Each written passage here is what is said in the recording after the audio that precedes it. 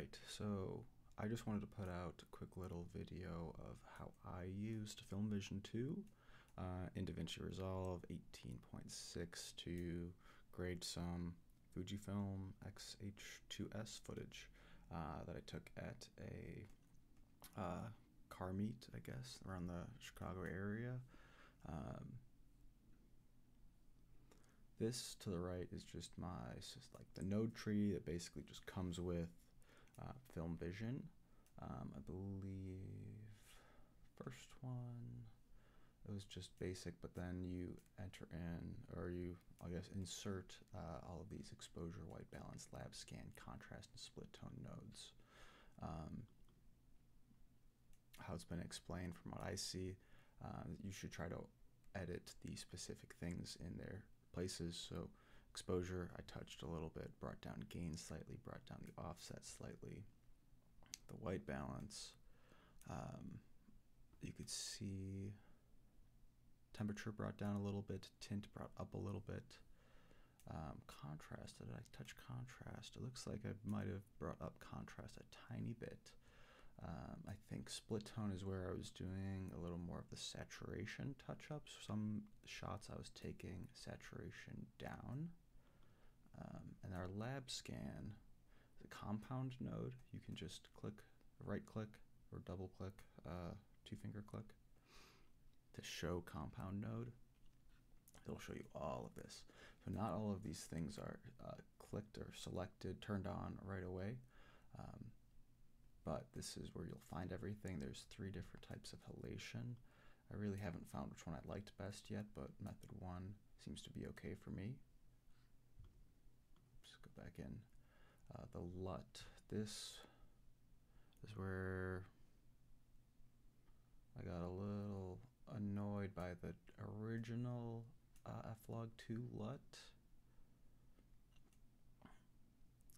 I had to do more work involved, I think, to get it to what I wanted to, instead of, I'm just going to undo, bring it back to the Fujifilm F-Log2 Clean.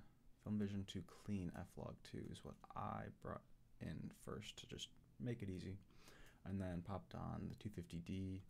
That was just a nice slight warming, I think, of it. Bring on the texture.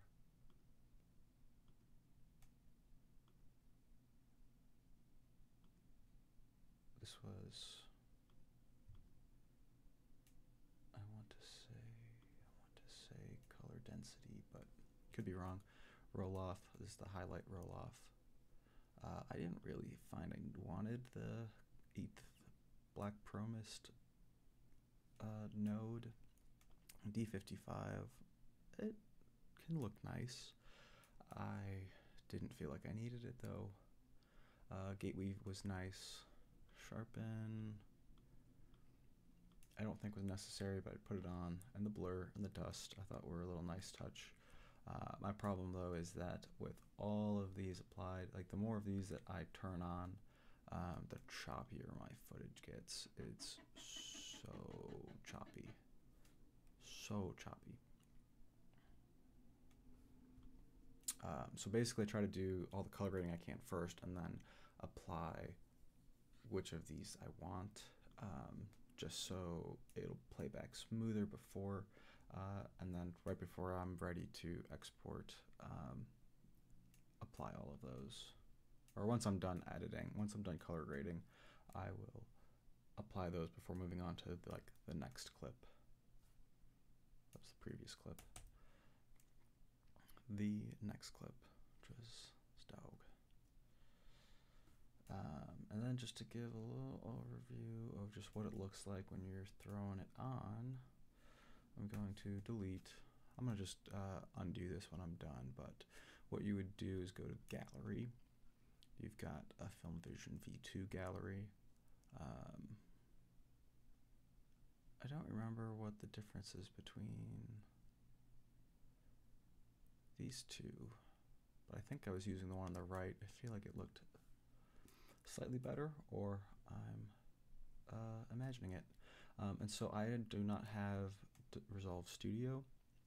I have the free Resolve, but the only thing you need to do to get rid of this big giant watermark, you go into your lab scan, show your compound node. You can turn grain off, or what I was just doing was deleting it, and then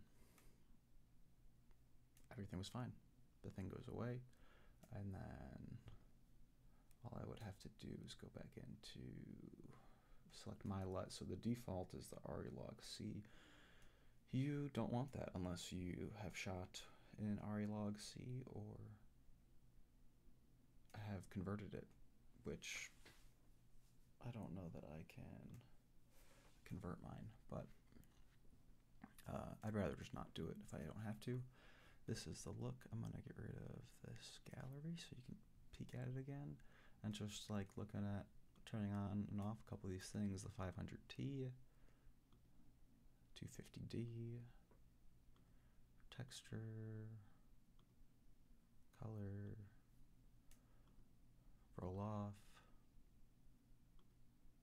the Promise just brings things up a little, D55, Gateweave won't show anything when it's like not playing, I guess. But if I slapped a couple of these on, put on the 250D, put on a couple more, I don't know, let's just throw a lot of it on. I don't know, it makes it more interesting. It needs tweaking. I'm not thrilled with how it looks right here, but it gives you some good things to go off of. I think I prefer this better than the just using the standard built-in film looks or film LUTs. Film looks is what they were called, but you got Rec 709 to a Fuji 350 3513 Di and a Kodak 2383. I like the Kodak a little better. Actually, that looks kind of nice with these. But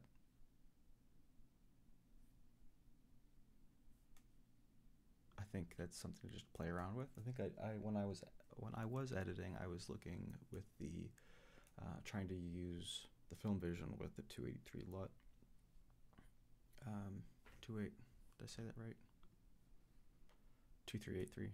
The 2383 LUT. So when I was playing around with this before, I was trying to use the 2383 LUT with Filmvision, and I got some okay results. I think I ended up not using it for any of the shots for this video, but I don't know. I'm gonna keep playing with it. I'm gonna see how they play, if they play nicely together, and then maybe using it in the future.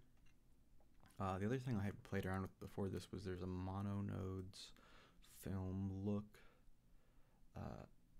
Powergrade, I guess, too, that's free, that I played with, and I kind of liked that before getting into the Filmvision. The Filmvision I think I like slightly better because there's more to mess around with,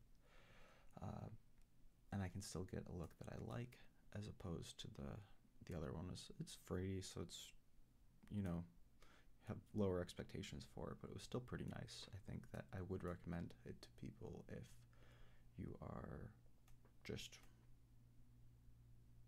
getting into the color grading and want to try it out. And what else would I want to go through here? I think that's it.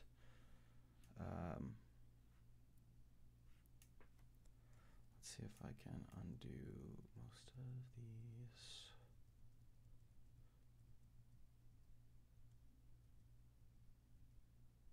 There we go. And now I'm back to my final product, I guess. At least for this video. And then when I was exporting it, I was doing it in H.265, going to an external drive, trying to output it 24 frames a second at 3840 by 2160 Ultra HD. And you can see I had to do it twice, but it took 46 minutes, which is a pretty long export. It was annoying. I think that if I clear up internal space, it should export faster internally than to an external SSD, but that'll be another test for another time.